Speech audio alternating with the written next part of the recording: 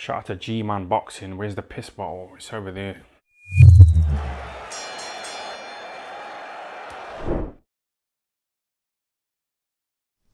Alright people, that time of the week again, Monday morning, review of the week time, first video of the week, we review everything that happened in the last week. I actually really enjoy doing these videos, I have to say.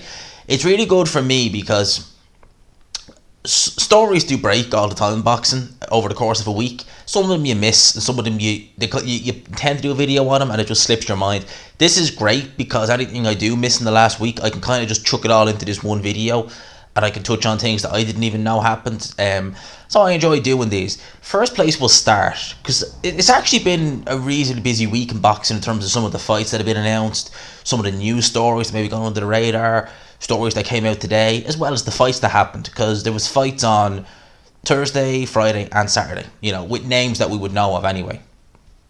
So we'll start on the card last night. Obviously, I've already done a post-fight review on Joyce versus Carlos Takam. Don't need to go too much into that, but look at the undercard.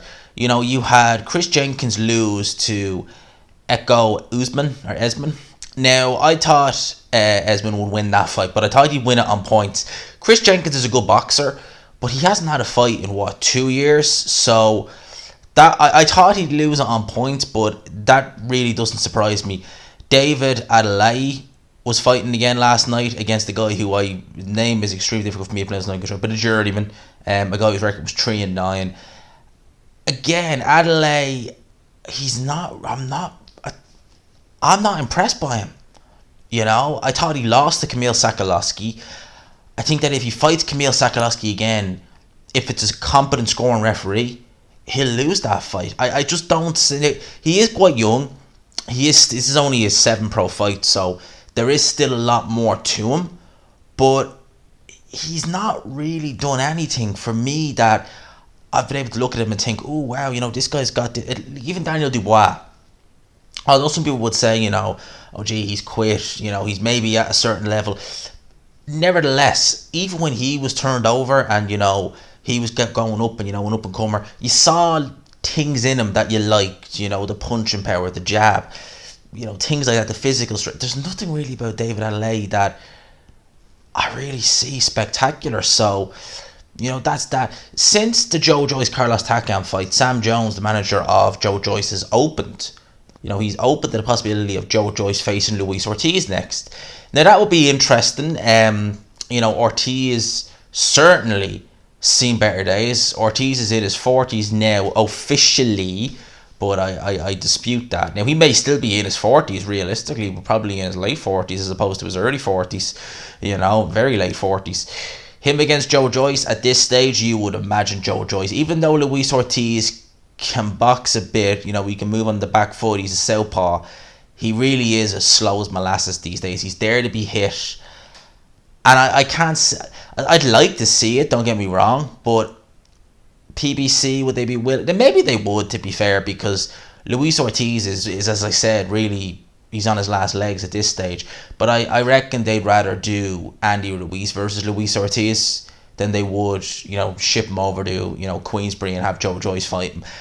I'd like to see it, don't get me wrong, but I think that we're more likely going to see Andy Ruiz versus Luis Ortiz as opposed to Joyce. Looking at Joyce, because he said he wants to be back out in October. Who would you put him in there with? I mean, he is technically the mandatory challenger for the WBO title. So do you really want to risk him? They wouldn't do this, but do you really want to risk him against someone, like a Filip Hrgovic or someone like that? Would you look at maybe Tony Yoka? Is that maybe too big a risk, Tony Yoka? Have a rematch of Rio 2016. I thought Joyce won that fight.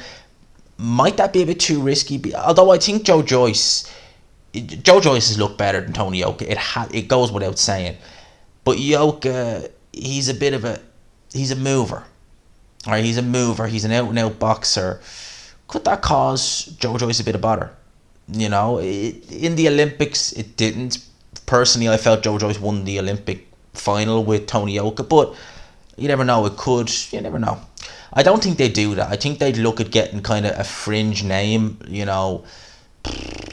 Jeez, I was going to say Robert Helenius, but he's tied up with Adam Kalnacki. But someone kind of along those lines. Someone who is known kind of a gatekeeper at this stage. Probably someone like that for Joyce. But, you know, I already gave the post-fight review of Carlos Takam. I don't really think I need to go back into that. It was what it was. The height definitely bothered Joyce. The height difference, I should say, bothered Joyce. The fact that Carlos Takam was so much of a smaller target. He was able to offset Joyce's timing, and Joyce couldn't really offset Carlos Takam's timing. So, you know, that was really that fight in a nutshell, and that was the card in a nutshell. The Friday, Arslan Makhmudov, who was an undefeated heavyweight, I've been watching him for a while. Very impressed with him, I have to say. He was with Golden Boy at one stage, but this was with Eye of the Tiger management. Now, Makhmudov fought Pavel Sauers. He knocked him out in 30 seconds. I really hope they match him more tougher than that. I really hope that's the last of the easy fights. Because Pavel Sauers, who has he been stopped by? He's been stopped by Hughie Fury in 3 rounds. Stopped by Nathan Gorman in 3 rounds. He was stopped by someone. He was stopped by Hrgovic actually as well. I think he was stopped by him early. Pavel Sauers is really he's a journeyman without the journeyman's record, if you know what I mean. And I remember actually when he fought Hughie Fury, I think Peter Fury says Pavel Sauers was a really, really good fighter. How what Hughie Fury did was so impressive. It wasn't really. Sauers is basically a journeyman without the record. So I hope they will match Makhmudov a little bit more tougher. Personally, I wouldn't mind seeing him maybe in there with someone like a Kevin Johnson, someone who can bring him rounds. I know Kevin Johnson certainly has seen better days, but someone like that, you know, if they want to keep him going slowly, maybe someone like him, but I definitely think they can step him up because he's looking very good. He's looked impressive since the first time I've seen him, and I think that Arslan Makhmudov is the real deal. I think he can be a problem at heavyweight. I think he can be a problem for most heavyweights. Thursday, we actually saw Murat Garcia back in the ring. Now, I covered that fight as well, but I'll just touch on, you know, a little snippet of what I thought of Garcia, what I think about him going forward. I think that in reality, Wallish probably, like seriously, he probably would have been a tougher challenge than Erkan Tepe. You know, Erkan Tepe, people remember that knockout, that, you know, devastating knockout he had against David Price. But at the end of the day, that was a juiced up to the eyeball Erkan Tepe knocking out a David Price who we know has chin issues. You know, and Erkan Tepe really was juiced up to the eyeball in that fight. And he was never the same after that fight.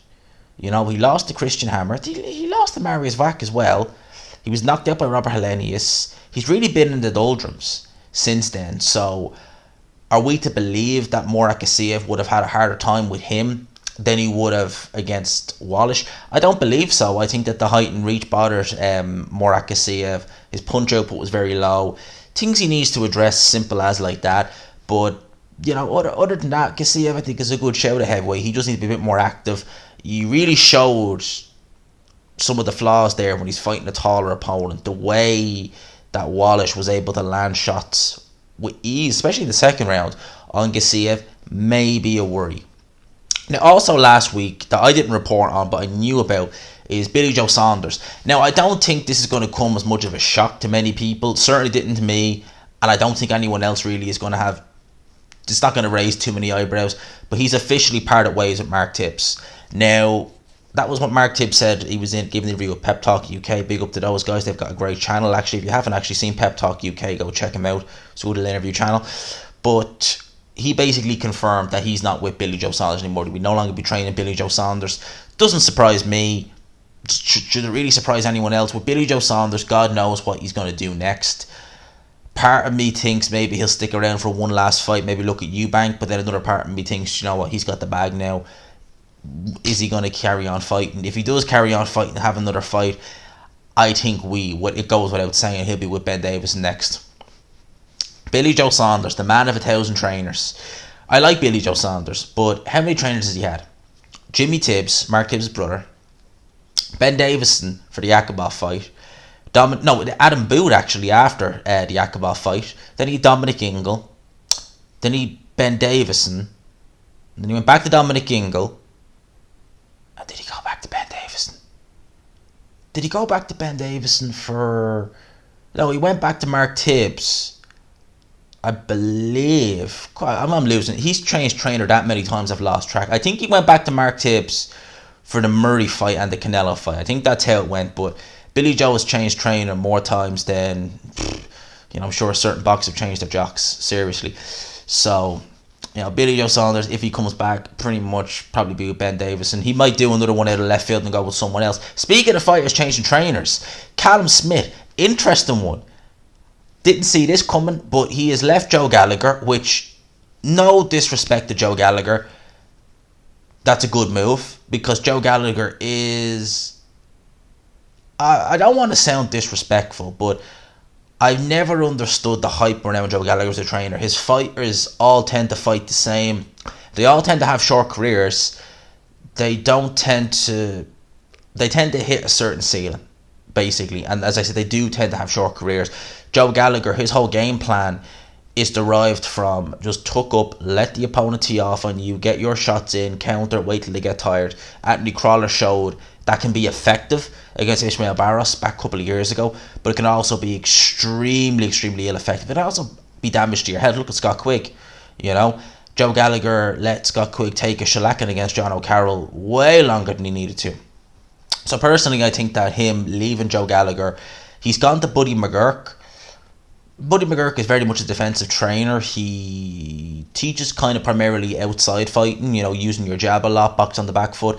Callum Smith's, a critique that people have of Callum Smith is that he doesn't use his height enough, that he's too easily getting onto the ropes, that he doesn't jab enough.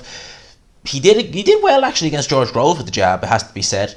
But again, with Buddy McGurk, we'll need to see how it goes. Callum Smith at light heavyweight is going to get absolutely lifted off the ground. I don't really care who's training him. I think that at super middleweight, he was bigger than most of the guys. But look at the World Boxing Super Series when he fought in it. He fought Eric Skoglund, and Eric Skoglund's a European level fighter. He fought that kickboxer whose name escapes me, and that was a real tough fight. He was actually meant to fight Jürgen Bremer. Instead, Jürgen Bremer pulled out in the week of the fight, I believe. Either way, it would have still been a win, because Jürgen Bremer at that stage had seen much better days. He come down from light heavyweight. And then he fought George Groves in the final, and injured and over the hill George Groves. So he really did have an easy run in that final, in that tournament. Gilberto Ramirez wasn't in it. Dave Benavidez wasn't in it. Caleb Plant wasn't in it. Canelo and Billy Joe weren't at super middleweight at the time. But none of the major key players there were fighting in that tournament. So Callum Smith, his run at 168, in my opinion, very much... overinflated. He beat Hassan Ndam in his first title defense, a very, very chinny middleweight. Again, this is not me hating, it's just fact. Hassan Ndam, middleweight, had a horrible chin at middleweight, so put him in there at super middleweight against a big puncher like Smith. What do you think is going to happen? So he's with Buddy McGurk. Dereck Chisora is confirmed that after one fight with Buddy McGurk in the Joseph Parker fight, he's now back with Dave Coldwell and is seeking the rematch. I mean, I thought Chisora nicked that fight personally, and it seemed like he was really taking what Buddy McGurk was saying and really going with it. So for him to change already, I mean, this Dereck Chisora, Dereck Chisora is strange, so you really take whatever he says with a grain of salt at the end of the day. Chisora's gone back to what's his name? Dave Coldwell, just said it. Dave Coldwell. He did look good under Dave Coldwell for the Senagashi fight. Although Senagashi didn't come to fight, you could see the improvements that Dave Coldwell made. So we'll see how it goes. Chisora, he's already left David Hay. He's thrown Buddy McGurk, to one side. Now he's with Dave Coldwell. We'll see how it goes. I'm not jumping for joy over the Parker rematch, it has to be said. It's not that I thought Chisora nicked it, but it wasn't the most compelling viewing. That whole card was a snooze fest, it really was. So we have that. Frank Warren actually on last night's show said Tommy Fury and Daniel Dubois, their next fights will be on an extravaganza in America. Make it that what you will. An extravaganza in America. Tyson Fury Wilder 3. I hope if we do see that fight, I say if. I know it's penciled in, but God knows. Until I see both guys weigh in, I'm reserving. And even then, you never know. But I hope the undercard for the original fight that should have been last night is the same, because great fights were on that card. F.A. Jagba versus Frank Sanchez, the Hellenius Kalnaki rematch. We also would have seen Jared Anderson, Big Baby Anderson. So would have seen some good fights, good heavyweight scraps. There was someone else as well on that card, another heavyweight. I forget the guy's name now, but it was a good card. It was a good card. So hopefully that doesn't change. And if they add them two to it, so be it. You know, Tommy Fury, Tommy Fury's not looked amazing. It has to be said. You know, that last fight he had will do him the world of good. A little step up. But Tommy Fury's not looked amazing. Dubois, we'll need to see who he fights. He is, I believe, WBA mandatory for the regular title for whatever that's worth against Trevor Bryan. May very well be Trevor Bryan. You never know. Could Dubois beat Trevor Bryan? Yeah, I'd pick him. I'd pick him personally. Daniel Dubois over Trevor Bryan. Just in my opinion. Oh, 2 fights in America. Oh, actually, there's a load of stuff I still need to cover in this, you know. 2 fights in America, potentially 3 actually that I need to talk about. Ryan Garcia, JoJo Diaz in talks for a potential fight later this year. So JoJo Diaz, who is the mandatory, I believe, for Devin Haney, may end up going down the road of fighting Ryan Garcia. I think with Devin Haney, Devin makes some good money. He does, but his opponents probably don't make near as much. And I think maybe you're looking at Ryan Garcia, Golden Boy, you know, he's a big name. I think they're more likely to get more money fighting Garcia. And I think with Garcia, they see more flaws than they do in Devin Haney. Although Devin Haney didn't look amazing fighting Jorge Linares in his last fight, we had a few jittery moments in there. He's still, with Ryan Garcia, Ryan can punch. He's athletic, but he does make a lot of mistakes. And fighters maybe like JoJo Diaz would look at that and think, you know what, if Luke Campbell can have some success against Ryan Garcia, I can have some success against him too. Maybe they look at Garcia as being more beatable. And at the end of the day, right, you beat Ryan Garcia, you've beaten the golden boy, the up-and-coming golden boy of boxing, you know, all of his fans. You should inherit some of them fans if you beat him in good fashion. So I think they look at Garcia and think, he's got no title, but do we want the title? We're getting the bag if we beat. It's a more lucrative fight. Like me personally, JoJo Diaz, never really rated JoJo Diaz, to be honest with you. I don't think he belongs at 135 pounds. I think he's a lazy super featherweight. I thought Tevin Farmer would beat him when they fought, although he proved me wrong. But I've never been sold on JoJo Diaz. I think Ryan Garcia, JoJo Diaz has never shown any vulnerability. It has to be said, you know, to his credit. But Ryan Garcia is a tremendous puncher. He is, and he's very athletic, very fast, makes a lot of mistakes from a defensive point of view, does back up in in straight line, I should say, does leave his chin in the air. Even when he's throwing his combinations, he's lifting his chin way up in the air, just asking to get countered. If you're a good hooker as well, that might actually be, you know, problems. If you're good, like, if you've got a good counter left hook, you might have some luck there with Ryan Garcia, actually. Canelo Alvarez has reportedly been given an offer to fight Caleb Plant, undisputed, September 18th. They're looking at doing this on PBC, not the Zone. A 1-fight deal with PBC to fight Caleb Plant on the Zone. Canelo Alvarez will beat the living shit. I'm swearing, yeah. He will literally beat Caleb Plant black and blue. I have never been so confident picking a fighter to beat another fighter as I would be Canelo Alvarez. Caleb Plant, yes, he's a mover. He can move. I think Billy Joe Saunders moves better than Caleb Plant. And I don't trust Caleb Plant's stamina. I don't think he has the power to keep Canelo off of him. I think he's a big target. I think Canelo will have a field day with him. You know, Caleb Plant, I remember when he fought Uzcategui, or Uzcategui, whatever way you pronounce it, and I actually thought Uzcategui would win that fight. It was a close fight. Uzcategui is not he's not a top level fighter at 168. You know, you would say the best name on Caleb Plant's resume is an over the hill Caleb Truax, and even that was a stinker of a fight. So if he fights Canelo, it's going to be Canelo all the way. I think he'll stop Caleb Plant, and that will be Canelo undisputed at 168. Interestingly, they're saying it's PBC pay-per-view on Fox. What would that mean for us in the UK and Ireland? Because obviously all of Canelo's fights are going to be on the Zone for us. But if this fight isn't going to be on the Zone, are we going to... I would imagine one of the major networks would bid for it. I can't see Canelo being on, you know, Fight TV or Box Nation over here. I would imagine that Sky or BT Sport would bid for that. Probably, I was going to say Sky, probably, but either or would bid for that, because you're getting Canelo, massive name. You know, there'll be a bidding war for that fight if it's not the Zone. it'll be probably on one of the major networks. Would they do a pay-per-view? Now that would really be that'd be pushing it. I would say no, because people know Canelo, but who the hell is Callum Plant? I know who Callum Plant is, but the casual audience probably haven't a breeze who he is. So I can't see them doing that as pay-per-view, but I'm sure one of the networks will put it on here, whether it be Sky or BT Sport. I would imagine anyway. I know PBC a couple of years ago had a deal with ITV. That was seemingly dead in the water. I don't think they've ever done boxing ITV after Thurman Pacquiao. That was about 2 years ago. I don't think, because I remember the next big PBC fight that was on after Thurman Pacquiao was Spence Porter, and that was on Sky.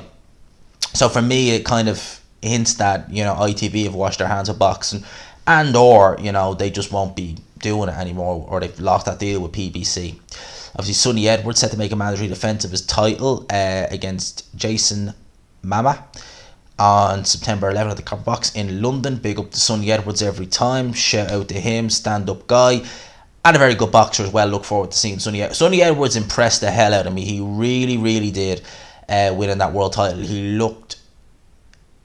Sonny Edwards I've seen before, and he's always looked good, but he seemed to have just gone up a different level in that fight. Grant Smith, big up to him, excellent trainer. He's one of them trainers who just came from nowhere, but you can tell his boxing brain. And Sonny Edwards as well is a very good boxing brain. They complement each other extremely well, so definitely looking forward to seeing Sonny Edwards. I'm going to leave it with this, the last bit of news. Ordered by the WBO, Terence Bud Crawford, Sean Porter. Oh yeah, let me have that fight. Do I think it'll happen? I don't want to sound negative, but I have my reservations. I have my doubts. I think that Bob Arum, knowing Bob, he may potentially try and lowball Sean Porter. And I think with Sean Porter, PBC have been talking about Porter Thurman too. And I would imagine that Sean Porter would probably actually, and this is the saddest part, he'd probably get more money for fighting Keith Thurman in a rematch than he would against Terence Crawford. Now, the first Thurman fight was fantastic. It was. If you've never seen Thurman Porter, it was a great fight. I actually thought when I watched it live, Sean Porter just nicked it.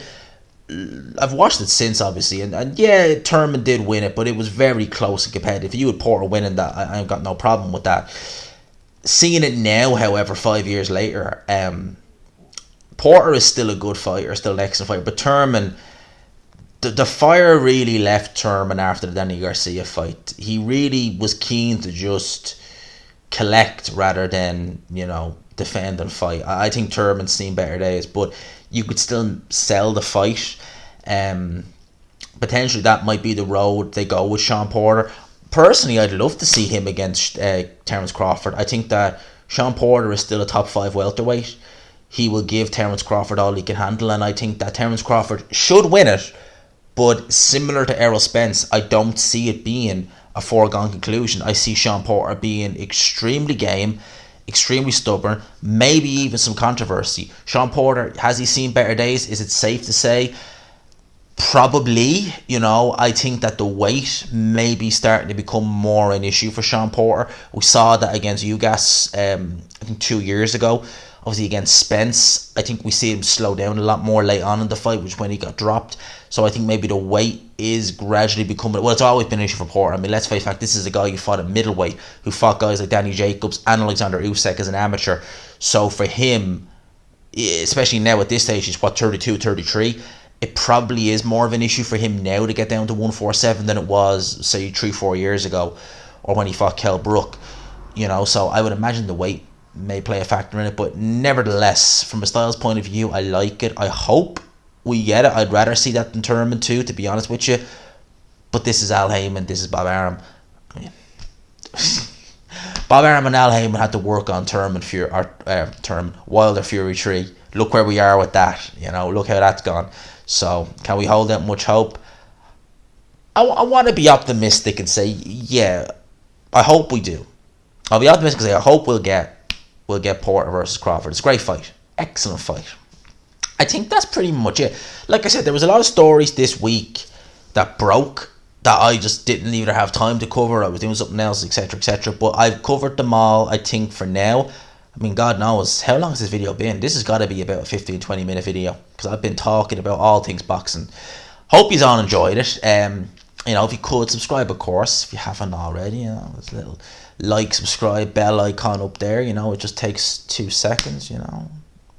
There you go, you could have subscribed by now, and it's free, doesn't hurt, you know.